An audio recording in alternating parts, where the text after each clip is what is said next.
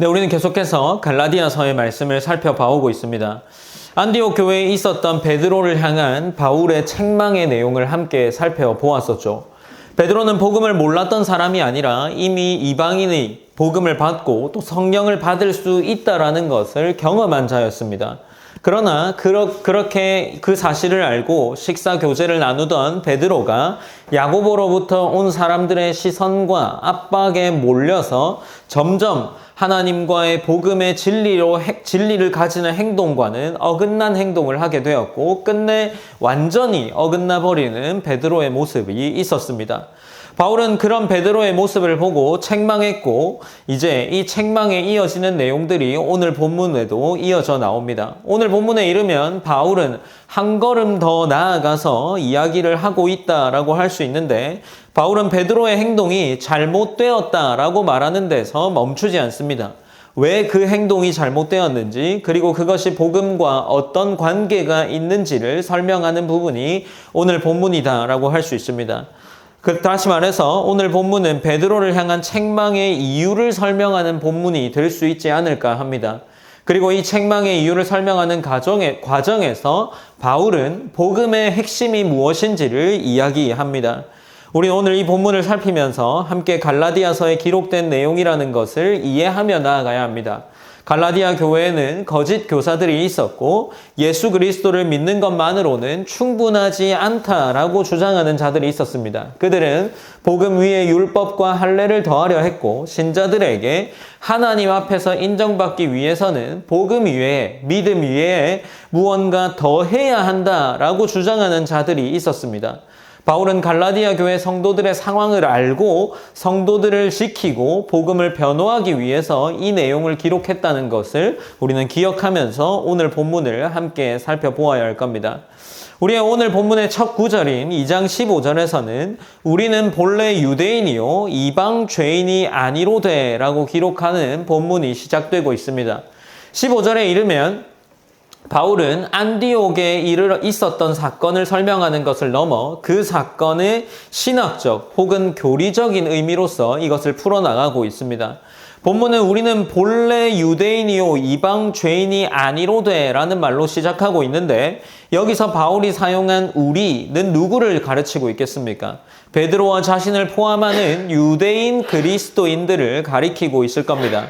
바울은 베드로의 행동이 왜 복음과 어긋나는지를 설명하면서 유대인과 이방인의 관계에 대한 당시 유대인들의 인식을 먼저 언급하고 있습니다. 본문의 본래 유대인, 우리는 본래 유대인이라는 기록에서 이 본래라는 단어는 본질이라는 의미입니다. 이 본질이라는 의미, 우리는 본질적으로 유대인이다라는 이 말을 통해서 바울이 이야기하고자 했던 것은 무엇이겠습니까? 유대인들은 하나님께서 주신 율법을 가지고 있었고 언약 백성이라는 특별한 정체성을 가진 공동체였습니다. 반대로 유대인들은 이방인들을 향해 이러한 이유로 죄인들이라고 부르고는 했죠. 여기서 이방 죄인이라는 표현은 이방인들이 실제로 유대인보다 더 큰 죄인이었다라는 의미는 아닙니다. 결국 이 본래 유대인이라는 말은 우리는 언약 백성이었다. 하나님이 주신 율법을 지키면 언약 안에 머무를 수 있는 자들이라는 공동체, 그런 정체성을 가진 자들이라는 것을 포함하는 것이고 이 이방 죄인이 아니로되 라는 이 이방 죄인이라는 표현은 유대인보다 이방인이 더 큰 죄인이었다라고 말하는 의미보다는 그들은 언약 밖에 있는 사람들을 이야기하는 그런 유대인들의 전통적인 관점을 반영한 표현으로 바울이 유대인이었고 이방 죄인이 아니었다라는 표현들을 사용해서 기록하고 있는 겁니다. 그런데 중요한 것은 바울이 이 15절을 이야기하는 목적이 무엇이냐 하는 것이겠죠. 바울은 유대인이 이방인보다 더 의롭다라고 말하기 위해서 이 표현을 기록한 것이 아닙니다. 그는 가장 좋은 조건을 가진 유대인들조차도 결국 율법으로 의롭게 될 수 없다라는 사실을 말하기 위해서 이 이야기를 지금 기록해 나가고 있는 겁니다. 다시 말해서 태어날 때부터 유대인이었던 우리도 율법으로 의롭게 될 수 없는데 어떻게 이방인들에게 다시 율법을 요구할 수 있겠느냐라는 논리로 이어나가고 있는 거죠. 우리가 문맥을 보면 앞선 2장 14절 말씀에서 바울이 질문을 던지는 듯한 책망의 내용을 합니다. 2장 14절 내용을 보면 모든 자 앞에서 게바에게 이르되 네가 유대인으로서 이방인을 따르고 유대인답게 살지 아니하면서 어찌하여 억지로 이방인을 유대인답게 살게 하려느냐라는 질문을 던졌습니다. 그러니까 이러한 맥락 속에서 이해해 볼 때 지금 바울이 이야기하는 것은 네가 지금 하고 있는 행동이 상당히 잘못되었다라는 것을 책망하고 있는 겁니다. 바울은 유대인과 이방인을 구분하기 위해서 이 말을 하는 것이 아니라 결국 모든 사람이 죄인임과 동시에 예수 그리스도를 필요로 한다는 것을 말하기 위해서 이 말로 지금 이어나가고 있는 겁니다. 이제 본문은 2장 16절로 이어지면서 바울의 이 내용이 계속해 기록해지고 있습니다. 우리가 2장 16절 말씀은 한번 함께 읽어보시겠습니다. 2장 16절입니다. 함께 읽으시겠습니다. 시작.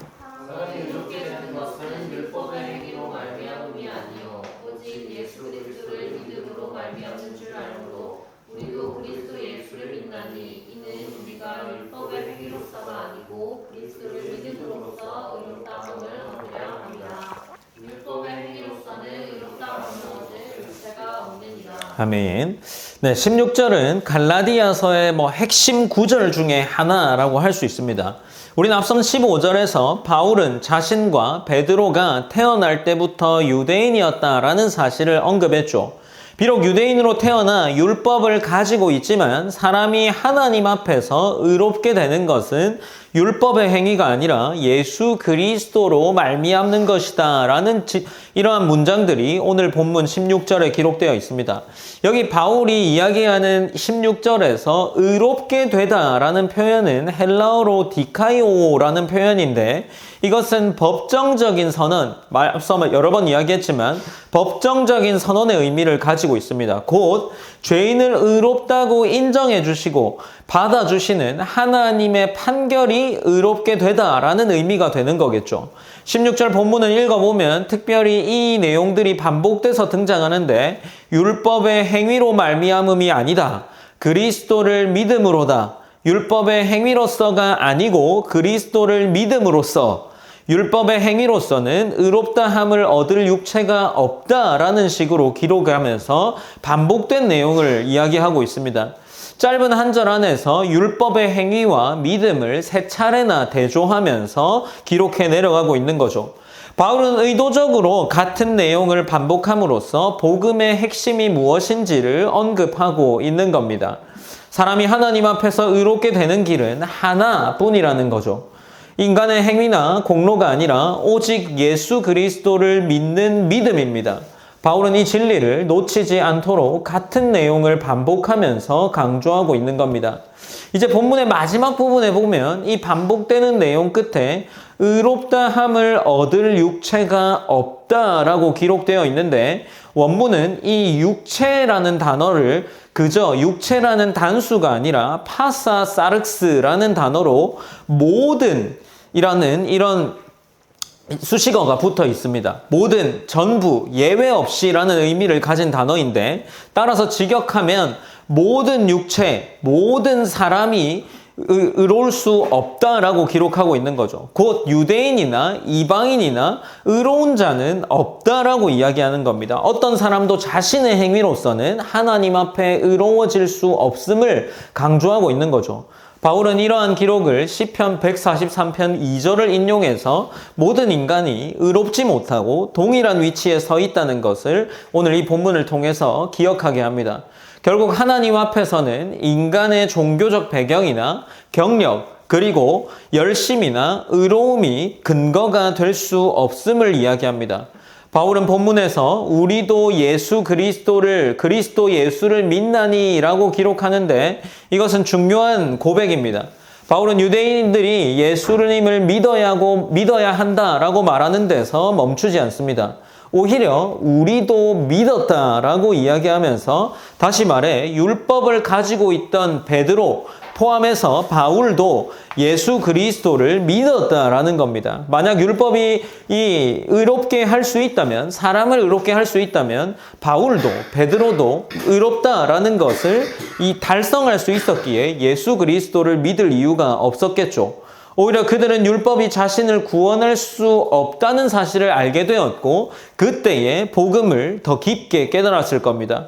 바울은 지금 베드로를 향해 그리고 갈라디아 교회를 향해서 우리가 믿음으로 의롭다함을 받았는데 왜 다시 율법으로 돌아가려 하는가라고 묻고 있다라고 생각해 볼 수 있을 겁니다.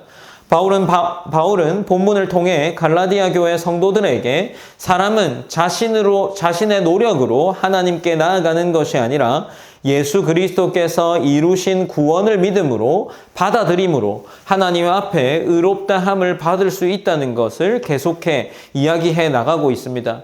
복음은 인간이 하나님께 올라가는 이야기가 아니라 하나님께서 죄인에게 내려오신 이야기이며 그렇기 때문에 이 의로움이라는 것, 하나님이 의롭다고 판결해 주시는 이 근거는 사람에게 있지 않고 오직 예수 그리스도에게 있다는 것을 이야기합니다. 그리고 본문은 2장 17절로 이어지는데 17절 본문도 한번 함께 읽어보시겠습니다. 2장 17절입니다. 시작. 만일 우리가 그리스도 안에서 이롭게 되려 하다가 죄인으로 드러나면 그리스도께서 죄를 짓게 하는 자냐? 결코 그럴 수 없느니라. 네, 여기 17절 본문에 보면 의롭게 되려 하다가 라고 번역된 표현이 등장합니다. 이 헬라어 동사로는 제이테오라는 동사로 사용되어서 의롭게 되려 하다라고 기록되었는데 이 단어는 찾는다라는 의미를 넘어서 적극적으로 추구하고 구한다라는 의미를 가집니다. 그런데 갈라디아서 이 문맥 속에서 이 본문을 읽어보면 이 단어는 처음 의로움을 쫓는 행위를 말하지는 않습니다. 왜냐하면 바울은 이미 어떤 문맥을 기록하고 있습니까? 16절에서 자신과 베드로가 그리스도를 믿음으로 의롭다함을 받았다. 우리도 예수 그리스도를 믿었다라고 기록하고 있습니다. 따라서 여기서 바울이 말하는 상황은 무엇이겠습니까? 그리스도 안에서 의롭다함을 받은 상태, 의롭다함을 얻었음에도 불구하고 다시 무언가로 의로움을 얻고자 하는 상황과 연결됩니다. 곧 그들의 생각 가운데 그리스도만으로 충분하지 않다고 생각하여 율법과 할례를 다시 붙들려는 태도가 이러한 태도가 될 겁니다. 바울은 이러한 생각이 복음의 본질을 무너뜨린다라고 지적합니다. 바울은 여기서 도전적인 질문을 던진다라고 할 수 있을 겁니다. 만일 우리가 그리스도 안에서 의롭다함을 얻었음에도 불구하고 죄인으로 드러난다면 어떻겠느냐라고 이야기를 하는 거죠. 바울이 지금 이 의로움을 가진 상태, 그리스도 예수를 믿는 상태에서 또 다른 의로움을 찾으려고 하다가 죄인으로 드러나게 되면 어떻게 되겠느냐라고 이야기를 합니다. 다시 율법과 할례를 통해 의로움을 얻어야 한다고 주장하면 무엇이 되겠는가? 그리스도께서 죄를 짓게 하는 자냐라고 물어보고 있는 거죠. 바울은 율법과 할례를 통해 의로움을 보충해야 한다면 결국 그리스도를 통한 의로움은 충분하지 않은 상태가 된다라는 결론에 이르게 된다라고 이야기를 합니다. 그렇게 된다면 사람은 그리스도를 믿고도 여전히 죄인의 상태에 남아있게 되는 거죠. 그러나 바울은 이것이 결코 있을 수 없다는 것을 기록해 내려갑니다. 그리스도께서 완전한 구원을 이루지 못하신 분처럼 여겨지는 것이 아니라 바울은 강하게 그렇게 그리스도가 죄를 짓게 하는 자가 될 수 없다라고 말하면서 결코 그럴 수 없다라고 선언하고 있습니다. 헬라어 원문은 메게노이토라고 기록되어 있는데 바울 서신에서 매우 강한 부정을 드러내는 의미입니다. 그런 일은 결코 있을 수 없다, 절대 그렇지 않다라는 의미가 결코 그럴 수 없다라는 거겠죠. 바울은 그리스도께서 불완전한 구원을 주시는 분이거나 죄의 원인이 되신다는 생각을 단호하게 거부합니다.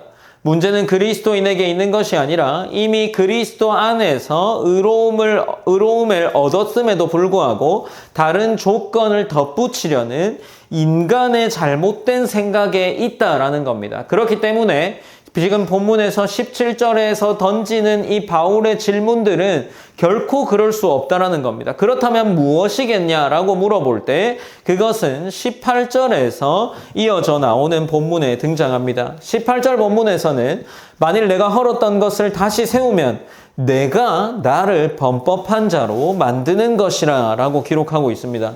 18절에서 바울은 앞선 17절의 논증을 이으면서 분명한 결론으로 제시하고 있습니다. 바울은 만일 내가 헐었던 것을 다시 세우면 이라고 기록하는데 여기서 헐었다라고 번역된 동사는 카탈리오라는 동사로 패하다, 무너뜨리다, 해체하다라는 의미를 가집니다. 특별히 본문에서는 이것이 부정과거라는 시제로 기록되어 있는데 곧 어떤 한 시점에 완전히 단번에 패했다라는 것을 의미하고 있는 겁니다. 그는 그리스도를 만남으로써 의와 의의 근거를 율법이 아닌 복음 위에 두게 된 사건을 말하면서 내가 헐었던 것이라고 기록하고 있는 겁니다.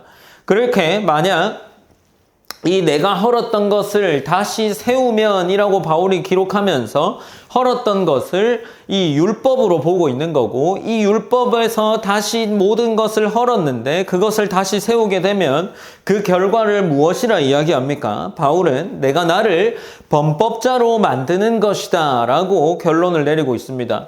여기서 흥미로운 점은 범법자가 되는 이유가 율법을 버렸기 때문이 아니라 다시 율법을 의의 근거로 세웠기 때문에 범법자가 된다라는 겁니다. 만약 그리스도 안에서 충분한 의를 얻었다고 고백한 사람이 다시 율법을 붙들게 된다면 그는 스스로 자신의 복음을 향한 은혜의 고백을 무너뜨리게 됩니다. 결국 문제는 복음을 붙들었던 것에 있는 것이 아니라 복음을 붙들었던 자가 무너뜨렸던 그 체계를 다시 세우는 데 있다라는 겁니다. 그래서 바울은 참된 범법자는 복음을 붙드는 사람이 아니라 복음 위에 다시 다른 조건을 덧붙이려 하는 사람이다 라고 이야기를 해 나가고 있는 겁니다. 결국에 이제 바울의 이야기는 무엇입니까? 바울은 내가 나를 범법자로 만든다 라고 말하면서 이 삶이 자신이 이 헐었던 것을 다시 세우게 되면 완전히 범법자가 될 것이다 라고 이야기를 합니다. 그리고 나서 바울은 19절에서 이렇게 이야기를 하는데 내가 율법으로 말미암아 율법에 대해 죽었나니 이는 하나님에 대해 살려 함이라 라고 이야기를 이어나갑니다. 우리가 주목해 볼 만한 것은 이 15절, 16절 그리고 17절에서는 대명사가 우리라고 기록되어 있고 그리고 18절, 19절에 보면 다시 이제 18절 이후로는 나, 내라는 1인칭의 복수가 아닌 단수로 기록되어 있다는 겁니다. 그러니까 지금 이 문맥에서 생각해 보면 앞선 문맥에서 복수로 기록한 것은 유대인 전체를 지칭하면서 나아가고 있습니다. 그런데 18절, 19절에서는 우리가 보통 이해에 따라서 마찬가지 유대인의 한 사람의 대표로 자신의 이야기를 한다라고도 이해할 수 있겠지만 동시에 이 19절 이후로서 1인칭으로 기록되어 있는 것은 이 자신은 이전 다른 유대인들과 또 다른 특징을 가진 자다라고 이야기하면서 차이를 두고서 자신의 1인칭 시점으로 이 본문을 기록한다라고도 이해할 수 있습니다. 그러니 결국 이제 이 본문에서 등장하는 1인칭 시점에서는 바울 자신 그리고 바울과 함께한 자들은 무언가 다른 선택을 했다라는 것을 보여주기 위함입니다. 이것은 어떤 의미를 가지겠습니까? 갈라디아 교회 성도들에게도 아마 꽤나 의미 있는 표현이 되었을 겁니다. 갈라디아 교회 성도들이 거짓 선지자들로부터 거짓 교사들로부터 여러 가지의 압박을 받았다라고 하고 있죠. 율법의 요구를 받았습니다. 그러나 이 율법의 요구를 따른 자들 그리고 따르지 않은 자들이 있다는 것을 보여주면서 자신은 따르지 않았다라고 말함을 통해 그들에게 하나님의 복음의 진리를 온전히 지킬 수 있는 힘을 주는 표현이 이러한 1인칭이 될 수 있다라는 겁니다. 그래서 바울은 2장 19절에서 본인이 내가 율법으로 말미암아 율법에 대해 죽었나니 이는 하나님에 대해 살려 함이라 라고 말하면서 하나님에 대해 사는 것을 이야기하고 있는 겁니다. 그리고 나서 바울은 2장 20절로 본문을 이어나가는데 우리가 2장 20절 말씀도 한번 한 목소리로 읽어보길 원합니다. 읽으시겠습니다. 시작. 내가 그리스도와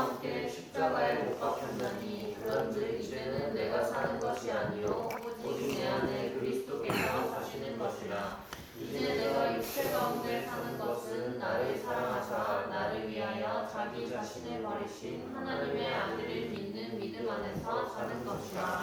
네, 2장 20절은 이 갈라디아서뿐만 아니라 바울 서신 그리고 바울 신학을 대표하는 중요한 유명한 구절 중에 하나죠. 바울은 갈라디아 교회 성도들을 향해서 이 2장 20절을 통해 복음이 무엇인지를 분명하게 보여주고 있습니다. 거짓 교사들은 성도들에게 무엇인가 더 해야 한다라고 말하지만 바울은 그렇게 이야기하지 않습니다.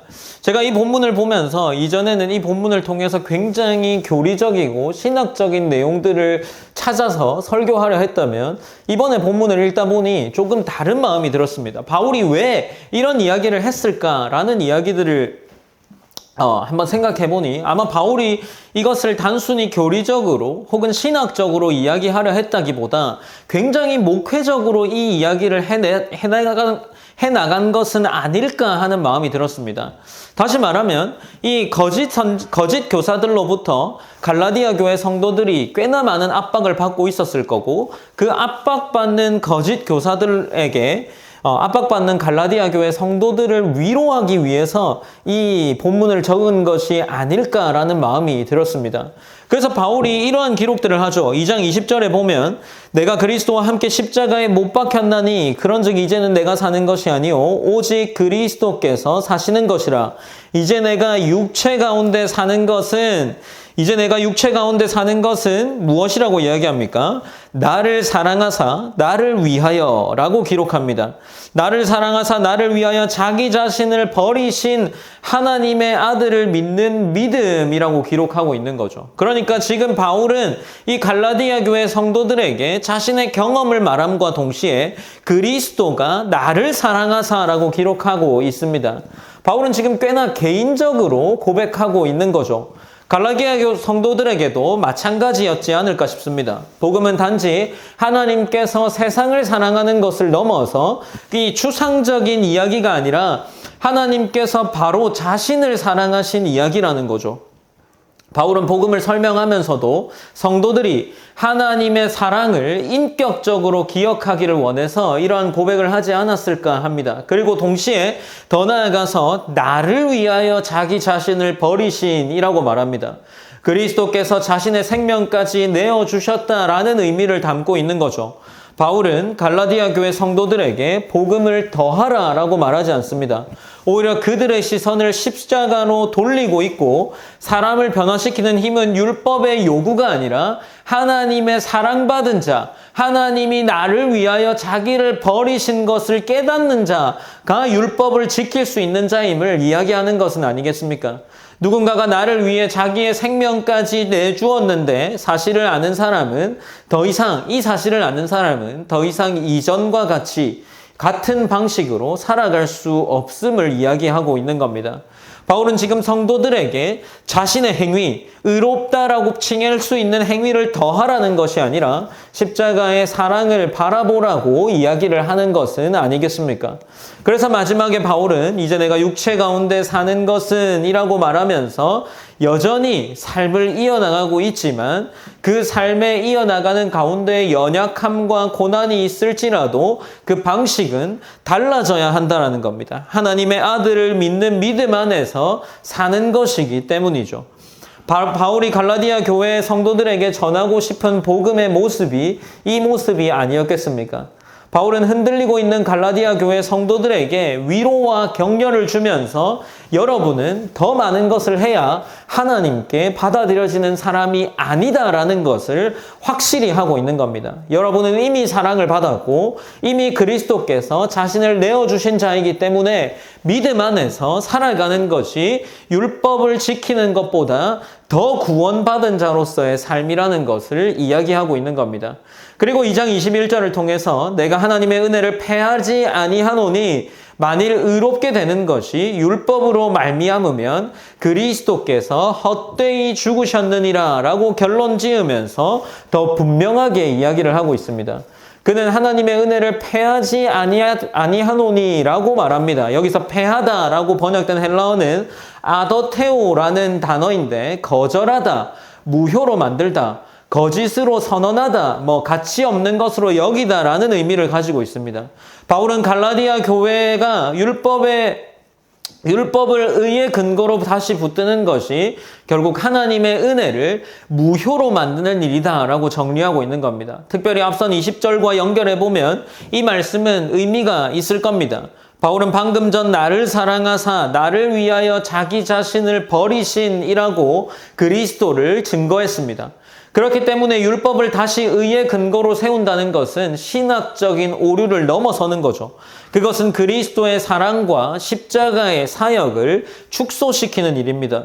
그리스도의 죽음으로만은 충분하지 않는다라는 것으로 말하고 있는 거죠. 그래서 바울은 마지막으로 만일 의롭게 되는 것이 율법으로 말미암았으면 그리스도께서 헛되이 죽으셨느니라 라고 말하면서 이 본문을 마무리하고 있습니다. 실제 가능성을 이야기하는 것이 아니라 불가능한 가정을 통해서 복음을 강조하는 표현으로 바울이 기록해 내려가고 있습니다. 만약 인간이 율법으로 의롭게 될 수 있다면 십자가는 결코 필요하지 않았을 겁니다. 그러나 그리스도께서 실제로 우리는 그리스도가 십자가에 죽으셨다라고 고백하고 그 고백을 통해서 드러나는 것은 그것은 사람의 행위만으로는 이 죄의 문제가 결코 해결될 수 없다는 것을 반증하는 겁니다. 바울은 성도들을 다시 십자가 앞으로 초청하면서 오직 은혜만이 구원의 근거임을 선언하고 있습니다. 이제 마무리하면서 이 말씀을 다시금 되돌아보길 원합니다. 오늘 본문은 바울은 사람이 하나님 앞에 의롭게 되는 길이 오직 예수 그리스도를 믿는 믿음에 있음을 반복해서 강조하고 있습니다.